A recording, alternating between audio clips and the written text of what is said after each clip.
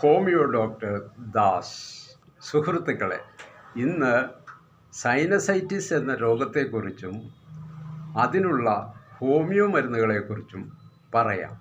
നമ്മുടെ മൂക്കിന് ചുറ്റുമുള്ള എല്ലുകൾക്കുള്ളിലായി കാണുന്ന വായു അറകളാണ് സൈനസ്. ഈ സൈനസിനുണ്ടാകുന്ന നീർവീക്കമാണ് സൈനസൈറ്റിസ്. ഈ സൈനസൈറ്റിസ് മൂലം കഫം വരികയും ആ കഫം സൈനസിൻ്റെ ചെറുസുഷിരങ്ങൾ വഴി മൂക്കിലേക്ക് ഒഴുകിപ്പോരുകയും ചെയ്യേണ്ടതാണ്. എന്നാൽ ചില കാരണങ്ങളാൽ ഈ ചെറുസുഷിരങ്ങൾ അടഞ്ഞുപോകുന്നു.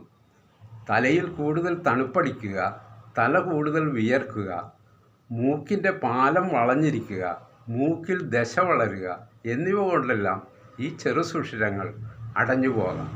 ഈ സുഷിരങ്ങൾ അടഞ്ഞു പോകുന്നത് കൊണ്ട് സൈനസൈറ്റിസ് മൂലമുണ്ടാകുന്ന കഫം സൈനസിൽ കെട്ടിക്കിടക്കുന്നു.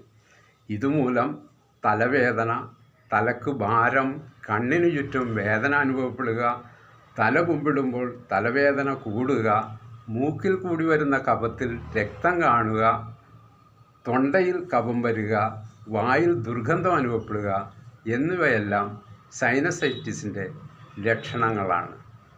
ഹോമിയോപ്പതിയിൽ വളരെ ഫലപ്രദമായ മരുന്നുകൾ സൈനസൈറ്റിസിന് ഉണ്ട്. കാലിബൈക്കും സാങ്കിനേറിയയുമാണ് രണ്ട് പ്രധാന മരുന്നുകൾ. ഒരു ഹോമിയോ ഡോക്ടറുടെ നിർദ്ദേശപ്രകാരം മാത്രം ഹോമിയോ മരുന്നുകൾ ഉപയോഗിക്കുക.